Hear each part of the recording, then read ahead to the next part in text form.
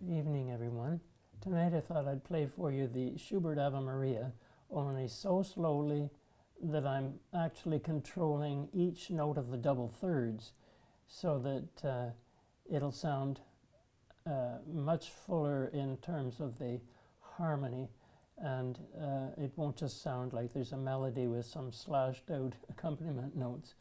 So I have to be able to control the drop for every single double third. That's flopping right through to the floor and hanging on those two notes, and then feeling I've got the balance, but that I came in slowly. So I'm thinking of a force in the opposite direction to gravity to come down gently, and then balance on those notes, and then deliver the weight over to the next drop, and so on. So we'll give it a try anyway and hope that we hear more of the notes. And then I'll go back and any that I missed, I'll take the score and I'll mark those in to specifically remember to play those and not slight them in any way. So we'll give it a try anyway.